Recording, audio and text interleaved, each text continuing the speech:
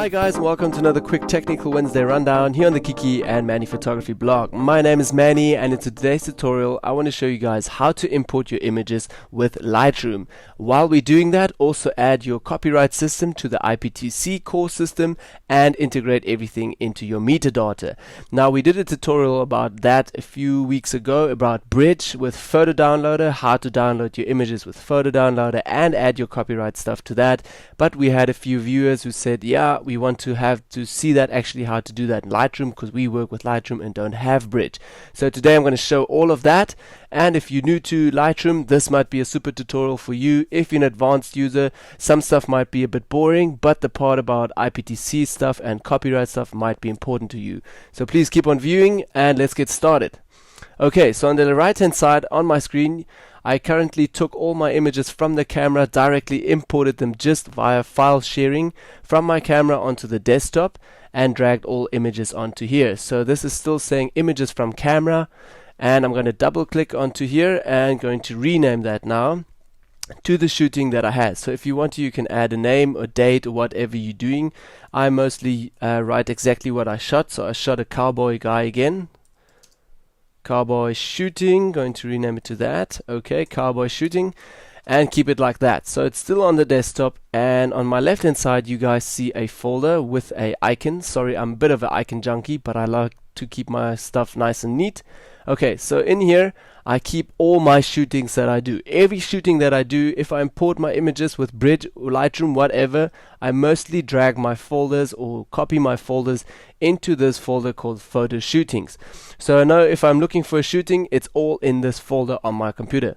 Alright, so that's the first step you have to do. Drop your stuff into here and everything is in there. Now also bear in mind, this stuff gets backed up twice on different hard drives, so everything is nice and backed up and your stuff won't be lost. So that's the first step that I mostly do. Then I'll go down to Lightroom, open Lightroom now. Okay, so Lightroom has opened, and directly you guys also notice that Lightroom is not fitting totally to my screen width. So what you can do is press F on your keyboard as a shortcut, and directly Lightroom goes nice and big and covers your whole layout. Alright, so the second step you will have to do is go to, we're still in the library mode at the moment, so first step is go click on library, you in the library mode. Then we'll go down to the left hand side to import, and now that's the step you will have to do, is click on import, and now a new window will pop up with everything a bit confused in here. So what you will have to do in here is select the area or the source area where your images are currently at, where you've dropped that folder into. Then you can actually over here see your images, and it will say add the stuff and where you're adding it to. So mostly sometimes maybe it looks like this, also a smaller version on your computer when you the first time open Lightroom, but what I mostly do is press that arrow here on the left hand side and it goes nice and big, and now we've got a full view of everything that we want to integrate. Okay, so the first thing we want to do is say file, and we want to source the location of that folder. So I'm going to go into my Macintosh HD, under user, under my name, Manfred Werner, then all under that thing, pictures, and in here all are all my images. But I don't want to go into pictures. I want to go onto my desktop, select desktop, and in desktop I want to select photo shooting. So I'm going to select photo shootings. Directly down here you just see, okay, I've got only one folder in here now. This is because of the tutorial purpose. I created another folder. Normally I would have 1,000 folders in there, but for this tutorial there's another folder called photo shootings now on the desktop, and it's a cowboy shooting is in here as we just dropped the folder into there. So I'm going to select cowboy shooting, and now all these images are being picked from that folder. So in the center you can see all the images, and they're all being ticked. Now this means that they want to be imported, all these images. At the right hand side you can see how much images you are importing at the moment. You can also minimize that via pressing on that small triangle here. If you click on there again, it will show you how much images. We can go down a little bit, see everything. Then on the side or down here you can view it in a grid mode, or you can view one image at a time if you want to. I like to keep it as a grid mode. Then also uncheck all. This means you can manually select which images you want to import. I always want to import all, so I'm going to say select all, and I've got everything. Then if you want, you can sort your stuff. You can add the thumbnail size if you want to have it nice and big or really small. I'm going to keep it nice and small now for the moment.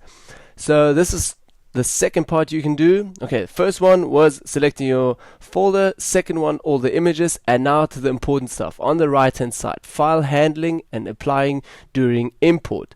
Now this is very important to me. Render minimal previews. This means that your images, when they are imported into Lightroom, that you're seeing the thumbnails. These are thumbnails, nice and small, so it's just a minimal size, that when you work with your stuff, you see the thumbnails nice and small. A minimal size, your computer will run way quicker.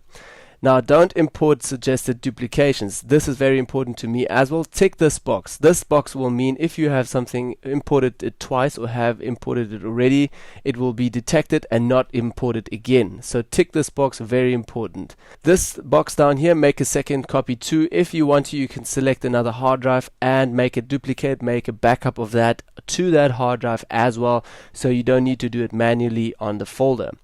Then down here, this is now the very important stuff. Apply during import. This means while you're doing the developing settings, we can do a preset on these images already. If you want that, you can do that. I'm not a fan of this. I would never do this actually. But if you know you're already doing just a quick import with black and white stuff, you can hit a preset and it will run through. I'm going to say none for now. And now the important stuff, we're going to add our copyright stuff to the IPT center over here. You will have to go to the metadata area and select not none, not united preset, a new preset. We want to create our new preset, so we're going to hit new, and directly a new window pops up. And in here, first thing you want to do is preset name, and you want to rename that to whatever name you want to. Like for instance, I'm going to say now Manny Photography Copyright or something, so I know exactly, okay, this is my copyright stuff. Then custom preset, no, save current setting as a new preset. Yes, you want to save that. You want to save that to Manny Photography Copyright again. Okay, copyright and create. Now you've created everything, you set everything up for the preset name, and your preset has been saved. But at the end, we're still going to say create, and it will be saved with all your settings that we did. So first thing you want to do with the keywords, maybe you want to add keywords. I sometimes do it, not all the time. Mostly I just add Manny Photography, so I know it's some stuff of mine. Okay, Manny Photography for that. And then you want to go up to the top and say basic info. Open this with a small arrow, and the most important part is you have to tick this here in the front, the small box, otherwise it won't even detect your stuff. Okay, so copy name will be my full name. Okay, label caption there, I don't want to do that, just my name in there. Okay, basic info, then IPTC content. If you want to add this, I mostly don't add that. Copyright, I always add that. Tick that box and it's going to be my company name, so Manny Photography. And copyright status has to be copyrighted, yes, right use terms, and copyright info URL. If you want to add your website to it, you could do that. I want to add mine quickly into here. Okay, added that, minimize that again. IPTC creator here, that's also very important for me. The creator, obviously your full name. Then city, if you want to, I'm going to rename mine to Cape Town. Province, that stuff, no, not so important for me. Then obviously your information, your email address. I'm going to copyright that really quickly. Okay, and your website, obviously I'm just going to duplicate that quickly via Command Z and Command V and write my www.mannyphotography.co today. Okay, cool. So that's all you have to do for your creator. Minimize that again. IPTC images, if you want to add still the city code, ISO code, city, location, I never really work with that stuff. Status, if you want to add that, and so on. You can add all the rest. I mostly don't do that, just for the creator and copyright info. That's for me the most important stuff. And when I'm done, you're just going to hit create. Now directly, all your metadata, all your copyright stuff will be added to all these images in here with this automated preset. So down here, next time when you go to metadata, you can either select this Manny Photography copyright, and it will already have the same that we entered today. If you want to, you can still add for this whole shooting a keyword. I'm going to say cowboy shooting.